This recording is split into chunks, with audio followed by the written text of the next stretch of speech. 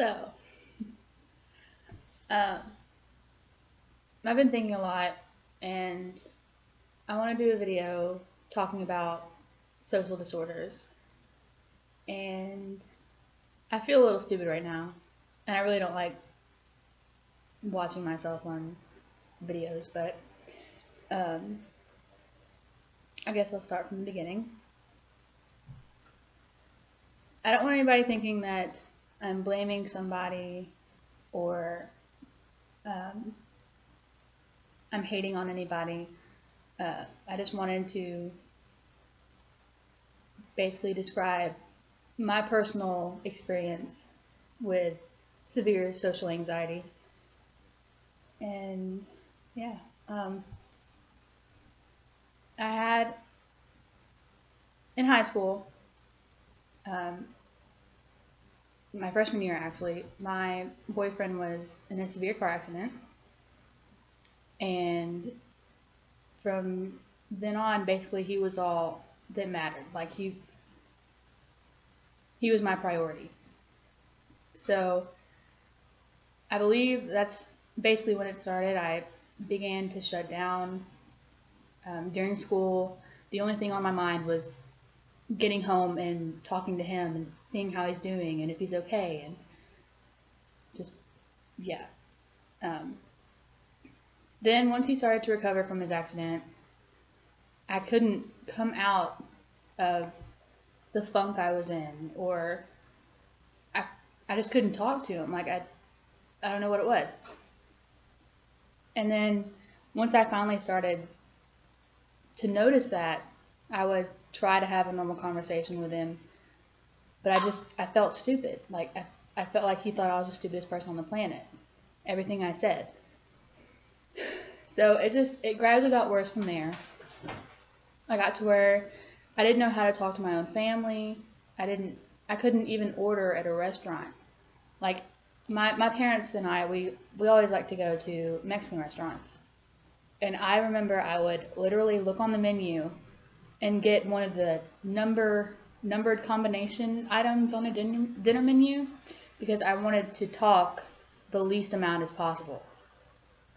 I wouldn't order something if it had things I didn't like on it because I didn't want to tell the waiter or waitress that I didn't want this, or this, because that would require me talking more. If my best friend and I were to drive up to Sonic or McDonald's through the drive-thru, I wouldn't order. I would have to ask her to order for me because I didn't feel comfortable talking. It was bad, and I just assumed that I was the quiet kid. I had friends in high school. I didn't have as many as I could have if I would have actually talked to people. My boyfriend's mom, actually, she and I didn't have the best relationship because of the fact that I didn't talk. I was scared to try new things. Like, when we'd go to the river, I wouldn't ski or try anything like that. And that really hindered our relationship. And I never thought, I never knew that a social disorder existed. I didn't know that was a thing. I just thought, people are quiet. Some people are quiet and some people are outgoing. And evidently outgoing was just not what I was meant to be. But I had so much that I wanted to say.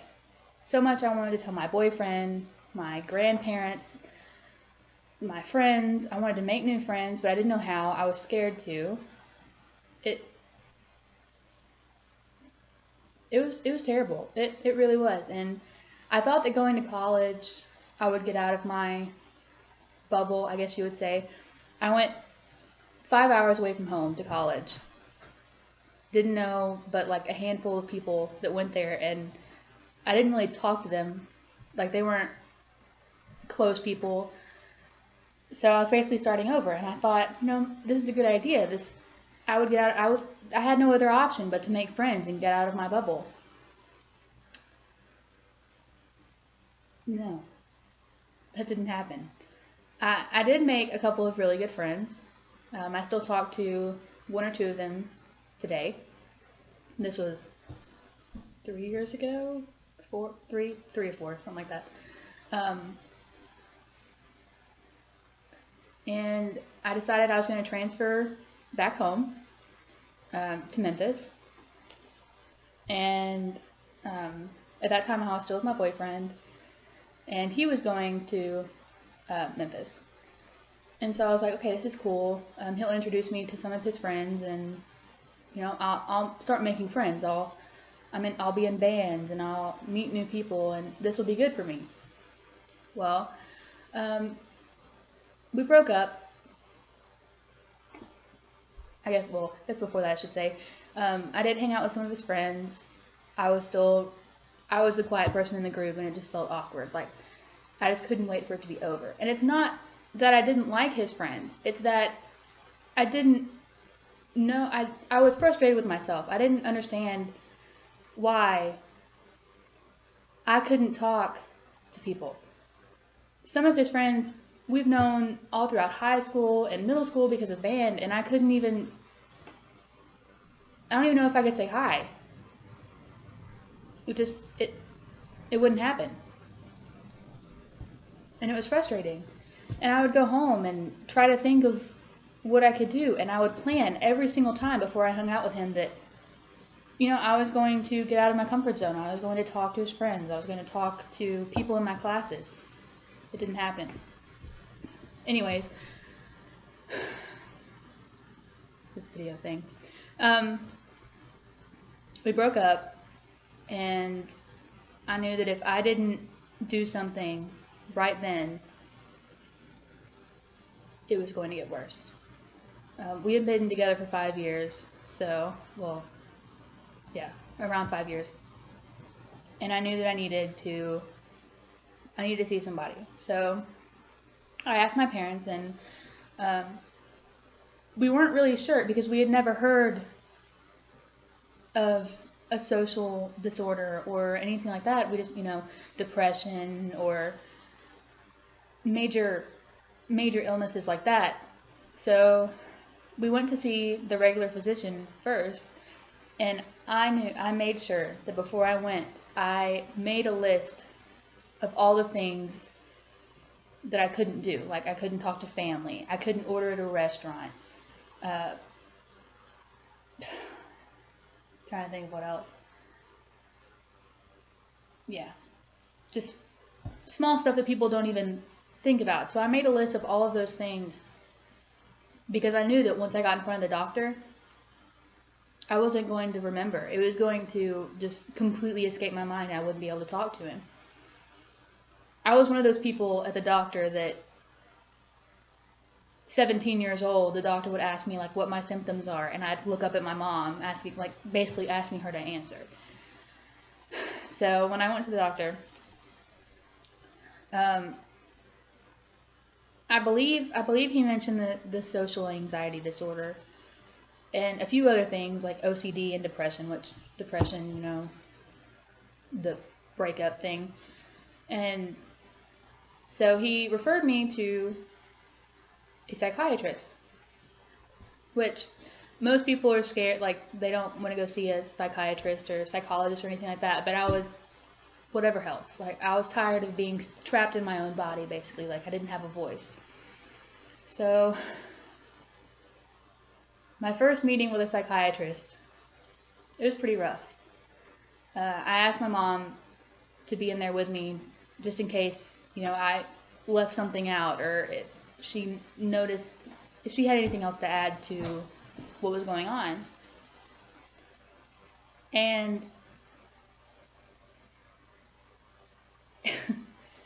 that meeting was a lot of tears.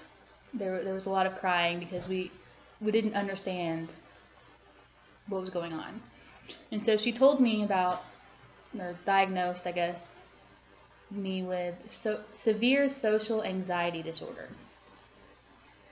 And so I was like, okay, yeah, this is a real thing. Like, I'm not just the quiet kid. Like, this is something that I can get out of. Like, I can be me again. So psychiatrist, they talk to you for a little bit and they prescribe you medicine. So she's prescribed me some medicine that would help with the anxiety, and she gave me something called the 20-minute pill. I don't even remember what it was.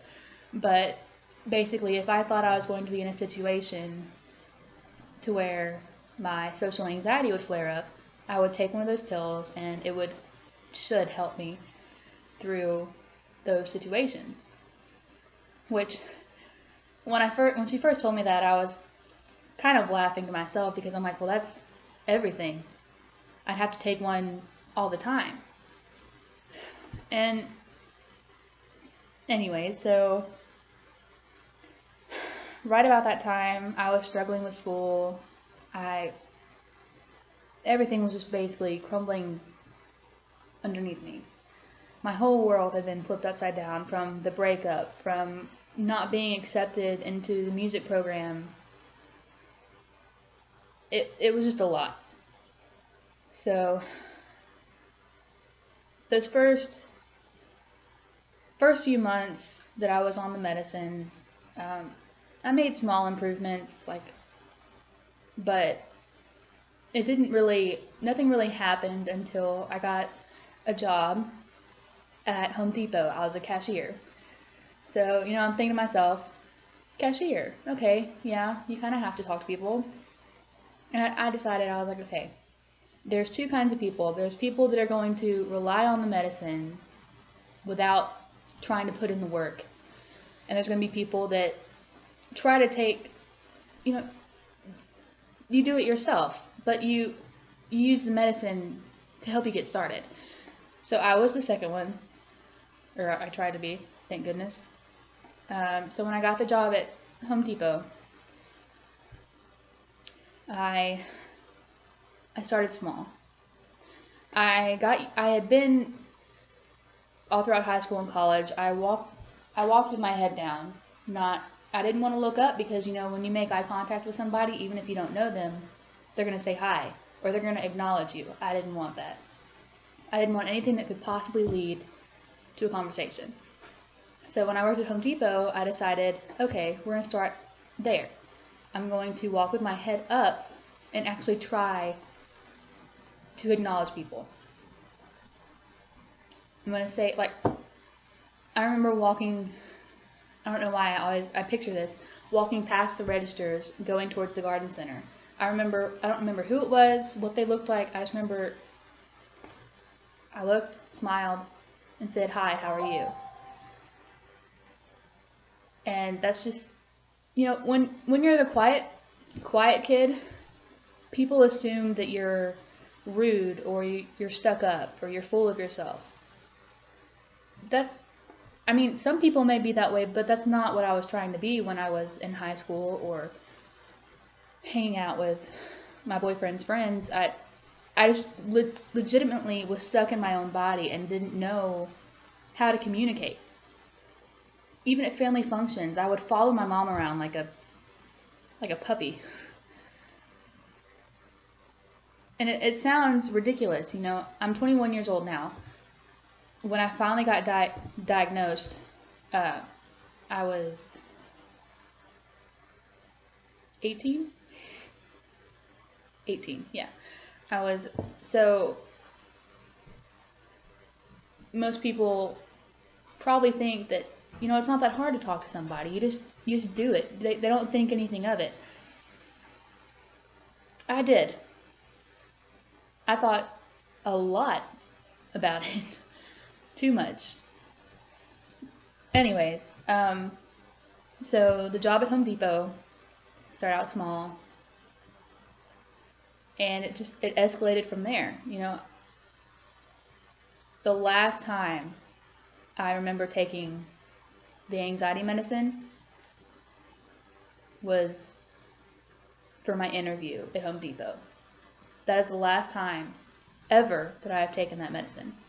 I still have the medicine here at home, and every now and then I'll think about, if I now work at the zoo, and I thought for a split second about, on my first day, taking medicine to try to calm my nerves, because it's a fresh start. It's kind of scary. But I didn't.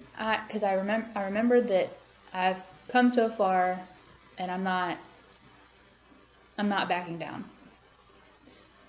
Now, I don't shut up. I talk to pretty much everybody. I still have some work to do, but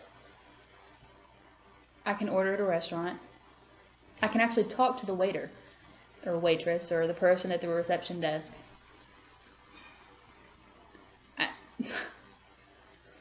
And most people don't think about that kind of stuff. Like, at a restaurant, you just order, and you talk, you have small talk with the waitress or waiter, and you don't think about it. But with me, every single conversation that I have with anybody now, because of everything I've been through, I cherish every single conversation. Every time I talk to somebody new or get outside of what used to be my comfort zone, I cherish it. It's because my life wasn't always, I was trapped in a box. I was trapped in my own body, like I said before. Because I have a voice. Sometimes people probably don't want to hear it, but I have a voice and I have thoughts, and I have friends that I want to make, or family that I'd like to talk to. And so, my family gets together, on major holidays, 4th of July, Christmas, Easter. And so in between two holidays, I believe it was probably Easter and 4th of July when I was starting to get the treatment, I guess you would say. And so I wondered how they were going to react, if they would notice that I was any different, that that I'm talking now. I don't know.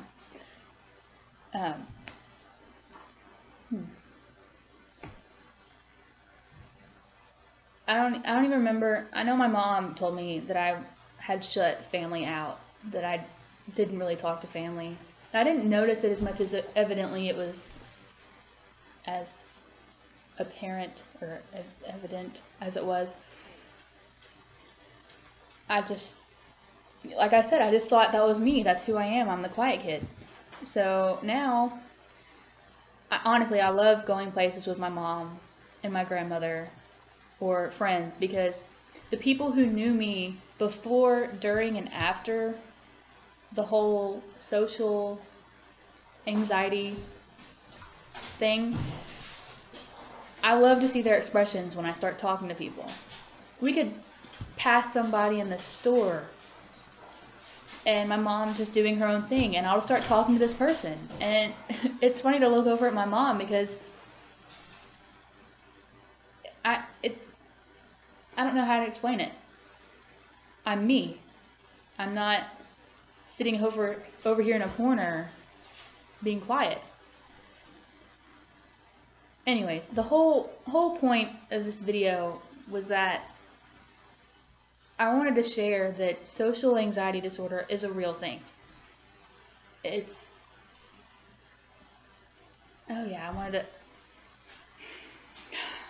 I'm all scattered. I don't have like a script, I guess. I'm just kind of winging it. But I'm still not very good at phone calls. Phone calls are not my strongest suit. I'm a lot better than I was, but when I was first getting calls to get interviews, I remember I would answer the phone and then I'd have to run and find a sheet of paper, because if I didn't go find a sheet of paper, I'd forget every single last thing they said to me. I'll never forget working with my dad. And he would call me and say, hey, I need you to get this, this, and this, and bring it over here. And I'm like, okay. I'd hang up the phone, completely forgot what he said. So I'd have to call him again. My own dad. I couldn't even talk to my own dad on the phone. Yeah. And I don't think he realized it until then that I was really bad with phone calls. Even now, with as far as I've come, my department at the zoo, we also cover the reception desk, and I was never trained for the reception desk, and thank goodness, because I'd probably freak out. Like I'd be fine talking to people on the phone, but I would hope that they didn't ask me something serious because I probably didn't have an answer. Yeah. I'm working on it. It's a process. The phone call thing isn't that big of a deal compared to the fact that I can talk. I can talk to people I've never talked to before. I can talk to my family. I can order at restaurants. I can order at drive-thrus. I can ask questions at the store. Yeah, that's a good one. Yeah, if I couldn't find something, I just wouldn't get it. I wouldn't ask questions. Or if we were at the register and something rung up wrong, I wouldn't say anything because that would involve talking. Associates probably loved that because I wasn't a single problem. I just checked out. That was it. Wow, the video is 20 minutes. And I guess I just don't be trapped in your own body. Start small. If that's what it takes, start by not walking with your head down. Because these past 2 semesters, since I've been back at the university, I used to hate the University of Memphis. I'll be honest, I hated it. Mainly because the first semester I went there, crap hit the fan. That was the semester that everything happened. But now I've met so many incredibly amazing people. I make it my goal every semester, and it probably sounds silly, a goal every semester to talk to a person in my class. The first day of class, I look over the person next to me and I just start talking. I, ask them how they're doing, where they're from, what year they are. All the stuff that you would normally say to somebody that you're just meeting in college. You want to know that kind of thing. So in every class, I try to do that. I didn't hit that goal this semester, but not in every class. I'll never forget, last semester, there was this girl in my class. We're actually really good friends now. We hang out outside of class and stuff. The first day of class, we had to tell, something about us, and she said that she had gone to University of Tennessee at Chattanooga, and I was like, hold up. I can start a conversation with that because I went there too. So I got so excited when I turned to her and I started talking to her, and we just instantly clicked. And that was basically the first person that I guess the first time I had met that goal of talking to somebody in one of my classes. And yeah, I just got done with a dance project with 3 other girls that I had never really, in class you just kind of say hey and you acknowledge each other and you just kind of keep going. But we had to choreograph a dance, which meant meeting outside of class. At first I was a little nervous because I didn't know how it was going to go, or how these other girls were going to be. I had seen them before and been in class with them all semester, but you just never know. And they turned out to be some of the most incredible people. We were planning on hanging out over Christmas break and hopefully staying in touch. And if I still had the social disorder, I wouldn't have met all these people. It's insane. I go out with my cousin and some of her friends every now and then, and I hate the fact that most people will take these kind of things for granted. To most people, they don't even, it doesn't cross their mind that they're going to hang out with people that they possibly have never met, or they're going somewhere. Just,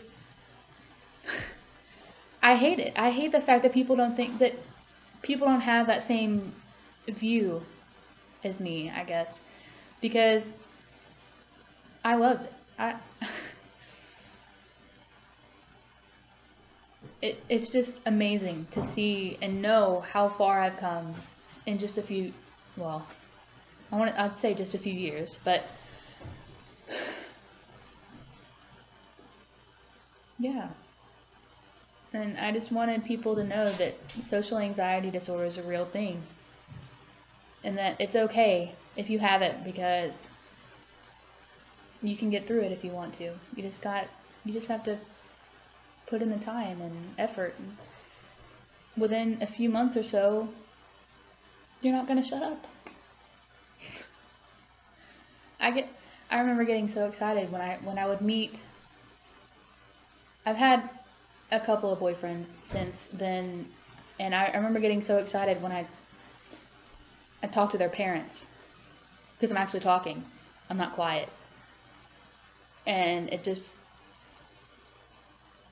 it throws me for a loop sometimes, because I'm like, wait, that just happened, like that just came out of my mouth. I'm actually talking to people I've never talked to before, or people that should intimidate me but don't. Well, they do, but like intimidate me in a whole different way. And it's great.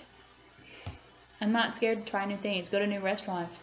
Yeah, before I wouldn't even go to new places, because that would involve having to figure out how everything works, which also involved asking for help or directions, and didn't want to do that. Nope. I'm sure there's a bunch of other things, I just can't think of it right now. Yeah. I just remember when my boyfriend and I broke up, thinking, what in the world am I going to do? I can't even talk to the people I already know. I can't. How am I ever going to find somebody else? Or how am I ever going to make new friends? Or how am I going to get through this? All those questions were just flooding around, and I was so scared. I'm single.